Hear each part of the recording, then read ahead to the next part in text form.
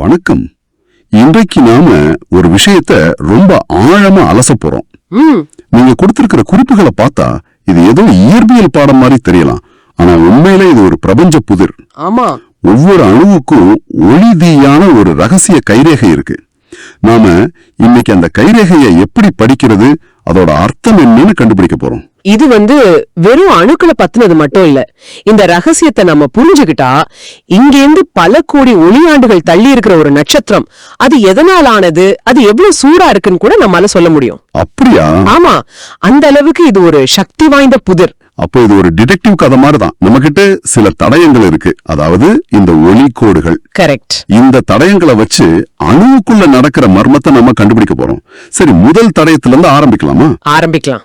Code மாதிரிதான். பார்கோடா? ஆமா, ஒவ்வொரு பொருளுக்கும் ஒரு தனி பார்கோடு இருக்கிற மாதிரி ஒவ்வொரு தனிமத்துக்கும் ஹைட்ரஜன், ஆக்சிஜன், தங்கம்னு எதுவா இருந்தாலும் சரி, அதுக்குன்னு ஒரு தனித்துவமான ஒளி பார்கோடு இருக்கு. ஓஹோ, சரி. இந்த பார்கோடு எப்படி உருவாகுது? இது ரெண்டு விதமா உருவாகும். ஒன்னு உமிழ்வு நிறமாலை, அதாவது எமிஷன் ஸ்பெக்ட்ரம். ஒரு வாயுவை நல்லா சூடுபடுத்தினா அது சில குறிப்பிட்ட நிறங்கள்ல மட்டும் ஒளிரும்.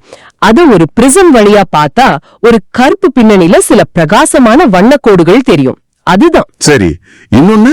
அது உறிஞ்சு நிறமாலை, அப்சார்ப்ஷன் ஸ்பெக்ட்ரம். இப்போ அதே வாயுவை சூடுபடுத்தாம அது வழியா ஒரு வெள்ளை ஒளிய, அதாவது எல்லா நிறங்களும் கலந்த ஒளிய அனுப்புறோம்னு வச்சுக்கோங்களேன். சரி. அந்த வாயு என்ன பண்ணோம்னா தனக்கு பிடிச்ச சில குறிப்பிட்ட நிறங்களை மட்டும் உறிஞ்சிக்கிட்டு மத்ததை வெளியே விட்டுடும். அப்போ நமக்கு ஒரு முழு வானவில் மாதிரி தெரிஞ்சு நடுவுல சில இடங்கள்ல கருப்பு கோடுகள் தெரியும். அப்போ எந்த இடத்துல கருப்பு கோடு இருக்கோ அந்த நிறத்தை அந்த வாயு சாப்பிட்டுருச்சுன்னு அர்த்தம். அதேதான்.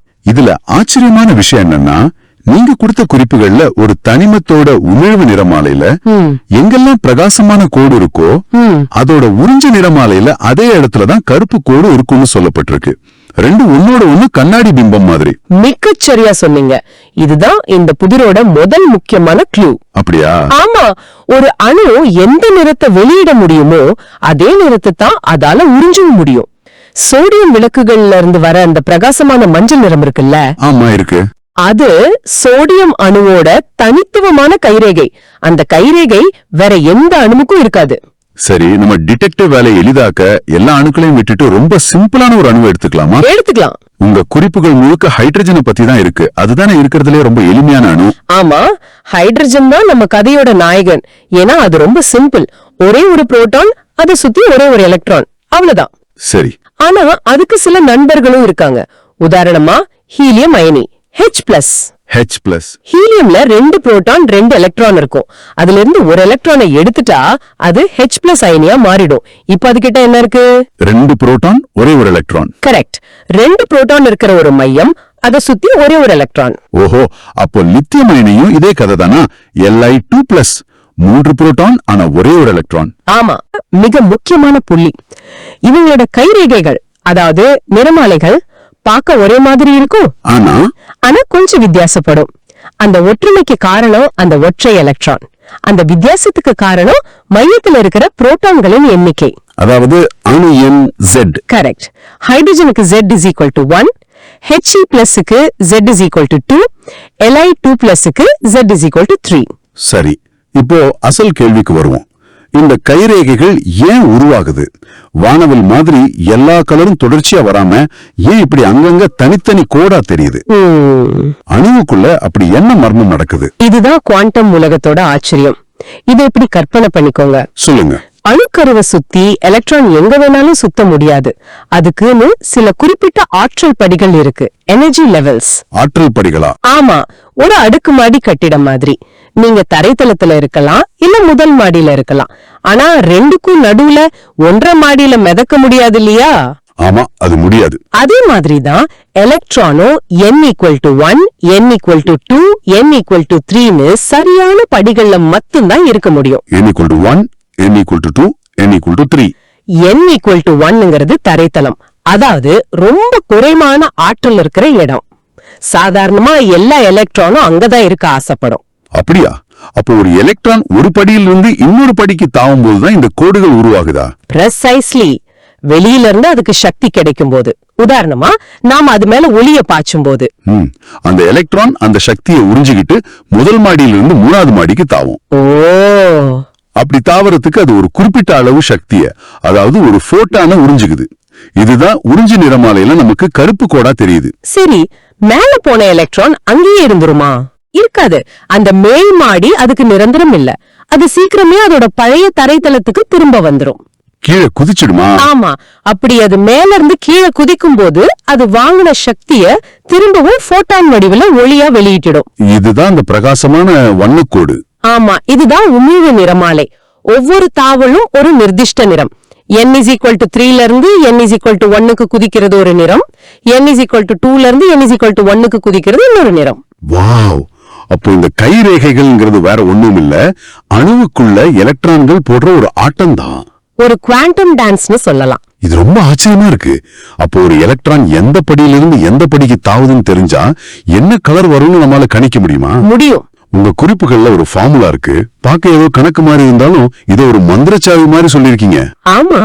1/λ = RZ², 1/n1² - 1/n2².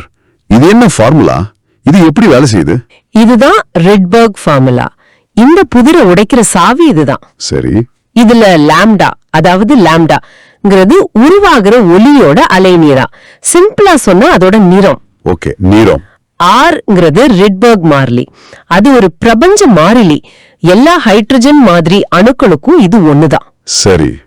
N1ங்கிறது எலக்ட்ரான் வந்து இறங்குற கீழ்படி. N2ங்கிறது அது தாவ ஆரம்பிக்கிற மேல்படி. சரி. அதுல இருக்கிற அந்த Z² எதுக்கு? அது ஏன் முக்கியம்? அதுதான் இதுல ரொம்ப முக்கியமான பகுதி.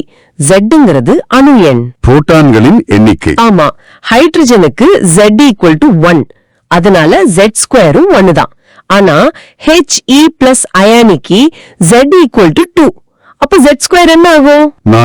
4 ஆயிடும். இது ஏன் முக்கியம்னா ஹீலியம் மையத்துல 2 புரோட்டான் இருக்கு, அதனால அதோட ஈர்ப்பு விசை அதிகம். ஓ, ஈர்ப்பு விசை அதிகமா இருந்தா எலக்ட்ரான ஒரு படியிலிருந்து இன்னொரு படிக்கு தள்ளுறதுக்கு நிறைய சக்தி தேவைப்படும் இல்லையா? அதேதான், நிறைய சக்தி தேவைப்படும். அதே மாதிரி அது கீழே குதிக்கும் போது நிறைய சக்தியை வெளியிடும். அதிக சக்தி கொண்ட ஒளிக்கு அலைநீளம் குறைவா இருக்கும். அதாவது நீலம் ஊதா நிறங்களை நோக்கி நகரும். அப்போ ஹைட்ரஜனோட கைரேகையும் H+ அயானியோட கைரேகையும் ஒரே மாதிரி இருந்தாலும் H+ அயானியோட கோடுகள் கொஞ்சம் ஷிஃப்ட் ஆகியிருக்கும். சரியா சொன்னீங்க. கொஞ்சம் நீல நிறத்தை நோக்கி நகர்ந்திருக்கும். அப்போ அந்த ஃபார்முலாவை வச்சு எவ்வளவு நகர்ந்திருக்கும் கூட கச்சிதமா சொல்லலாம். அந்த ஃபார்முலாவே பதில் சொல்லுது பாருங்க. அலைநீளம், அதாவது லாம்டா, Z²க்கு எதிர் விகிதத்துல இருக்கு. ஆமா. அப்போ Z=2னா அலைநீளம் 1/2², அதாவது 4 பங்கு குறைவா இருக்கும். 4 பங்கா? ஆமா. உதாரணத்துக்கு ஹைட்ரஜன்ல ஒரு குறிப்பிட்ட தாவல் 480 நானோமீட்டர்ல ஒரு நீலக்கோட்டை உருவாக்குனா, அதே தாவல் H+ அயானில வெறும் 120 நானோமீட்டர்ல தான் ஒரு கோட்டை உருவாக்கும். 120 நானோமீட்டரா? அது நம்ம கண்ணுக்கே தெரியாது. அது புற ஊதா, அதாவது UV பகுதிக்கு போயிடும். அடேங்கப்பா, ஒரே ஒரு ஃபார்முலா இவ்ளோ விஷயங்களை விளக்குது. இதுல சுவாரஸ்யமான ஒரு விஷயம் என்னன்னா, உங்க குறிப்புகள்ல ரிட்பர்க் இந்த ஃபார்முலாவை கண்டுபிடிக்கும் போது ஏன் இது வேலை செய்யுதுன்னு யாருக்குமே தெரியாதுன்னு போட்டிருக்கு. அது உண்மையா? ஆமா, அதுதான் அறிவியலோட அழகு. ரிட்பர்க் இத ஒரு அனுபவ சூத்திரமா, ஒரு எம்பரிக்கல் ஃபார்முலாவை தான் கொடுத்தாரு. அதாவது கிடைச்ச தரவுகளை வச்சு இப்படி ஒரு கணித அமைப்பு இருந்தா சரியா வருதுன்னு கண்டுபிடிச்சாரு.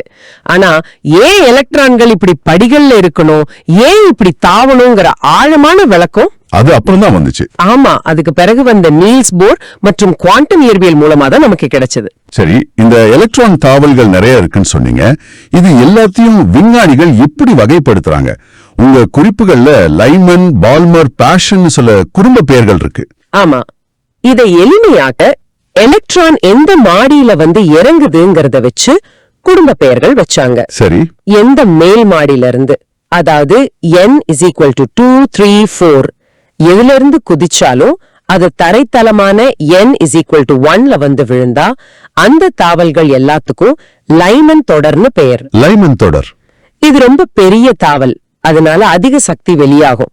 இது புற ஊதா கதிர்களா இருக்கும், நம்ம கண்ணுக்கு தெரியாது. சரி, அடுத்தது. எந்த மேல் மாடியில இருந்து n is equal to 3, 4, 5 எதுல இருந்து குதிச்சாலும் அது ரெண்டாவது மாடியான n is equal to 2ல வந்து விழுந்தா அதுக்கு பால்மர் தொடர்னு பேர். பால்மர் தொடர் இதுதான் ரொம்ப ஸ்பெஷலான குடும்பம். ஒரு நிமிஷம், நீங்க சொல்றத வச்சு பார்த்தா லைமன் தொடர் யூவில இருக்கு. ஆமா. மத்த தொடர்களான பேஷன் பிராக்கெட்லாம் n=3 n=4ல வந்து இறங்குறதால ஆற்றல் குறைவா இருக்கும். அதனால அவை அகச்சிவப்பு, அதாவது இன்ஃப்ராரெட் பகுதியில இருக்கும்னு உங்க குறிப்புகள் சொல்லுது. கரெக்ட். அப்போ நாம இவ்ளோ நேரம் பேசுற இந்த வண்ணக்கூடுகள்ல நம்ம சாதாரண கண்ணால பார்க்க முடியறது இந்த பால்மர் தொடர் மட்டும்தானா? ஆமா. மத்ததெல்லாம் டெக்னாலஜி வச்சுதான் பார்க்க முடியுமா? இது நம்பவே முடியலையே. ஆமா, அதுதான் இதுல இருக்கிற மிகப்பெரிய ஆச்சரியம். இதனாலதான் வரலாற்றிலேயே பால்மர் தொடர் தான் முதல்ல கண்டுபிடிக்கப்பட்டது. ஓஹோ, யோசிச்சு பாருங்க. 1885ல ஜோஹன் பால்மர்னு ஒரு ஸ்விஸ் பள்ளி ஆசிரியர் கண்ணுக்கு தெரிஞ்ச அந்த 4 ஹைட்ரஜன் கோடுகளை மட்டும் வச்சு ஒரு ஃபார்முலாவை உருவாக்குறாரு. அப்படியா? அது ஏன் வேலை செய்யுதுன்னு அவருக்கே முழுசா தெரியாது. ஆனா அது மிக துல்லியமா இருந்துச்சு. நம்ம கண்களுக்கு தெரிந்ததால் மட்டுமே இந்த பெரிய மர்மத்தை நோக்கிய முதல் கதவை அவரால திறக்க முடிஞ்சது. சில நேரங்கள்ல நம்மளோட மனித வரம்புகளே விஞ்ஞான கண்டுபிடிப்புகளோட பாதையை தீர்மானிக்குது. இது கேட்கவே ரொம்ப சுவாரஸ்யமா இருக்கு. சரி, நாம இவ்வளவு தூரம் இந்த புதிரை அலசிட்டோம்.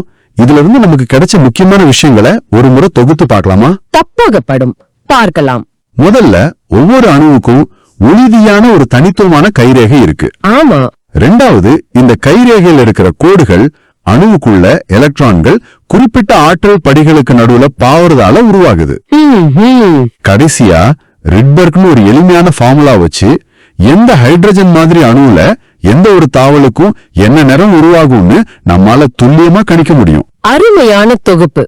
இப்போ உங்களுக்கும் நம்மளோட இந்த உரையாடலை கேட்டுக்கிட்டு இருக்கிறவங்களுக்கும் ஒரு இறுதி சிந்தனை. சொல்லுங்க. நாம இந்த கோடுகள் எப்படி உருவாகுது, அதை எப்படி கணிக்கிறதுன்னு எல்லாம் பேசணும். ஆனா இத நீங்க நிஜ வாழ்க்கையில எங்கே பாக்கலாம்னு யோசிச்சீங்களா? நட்சத்திரங்கள் இல்லையா? நீங்க ஆரம்பத்துல சொன்னீங்க. அதேதான். நீங்க அடுத்த முறை ராத்திரி வானத்தை பார்க்கும்போது நீங்க பாக்குற ஒவ்வொரு நட்சத்திர ஒளியும் இதே அணு கைரேகைகளின் ஒரு பிரம்மாண்டமான தொகுப்பு தான்.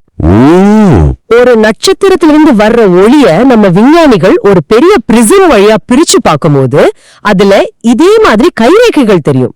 அதுல ஹைட்ரஜனோட கைரேகை இருக்கா, ஹீலியமோட கைரேகை இருக்கான்னு பார்த்து அந்த நட்சத்திரம் எதனால் ஆனதுன்னு கண்டுபிடிப்பாங்க. அப்போ நாம பார்த்த அந்த ரெட்பர்க் ஃபார்முலா ஒரு பாடப்புத்தகத்துல இருக்கிற கணக்கு மட்டும் இல்ல. நிச்சயமா இல்ல. அது இந்த பிரபஞ்சத்தோட ரகசியங்களை படிக்கிற அகராதியில ஒரு முக்கியமான பக்கம். அப்படியா? அந்த கோடுகள் கொஞ்சம் சிவப்பை நோக்கி நகர்ந்திருந்தா அந்த நட்சத்திரம் நம்மளை விட்டு விலகி போகுதுன்னு அர்த்தம். நீளத்தை நோக்கி நகர்ந்திருந்தா அது நம்மள நோக்கி வருதுன்னு அர்த்தம். நாம இன்னைக்கு பேசின இந்த சின்ன விஷயம் இந்த பிரபஞ்சத்தோட கதைய அதோட மொழியிலேயே படிக்கிறதுக்கான முதல் படி. நீங்க பாக்குற ஒவ்வொரு நட்சத்திரமும் பல கோடி மைல்களுக்கு அப்பால் நடக்கிற எண்ணற்ற எலக்ட்ரான் தாவல்களோட கதையை தான் உங்களுக்கு சொல்லிக்கிட்டு இருக்கு.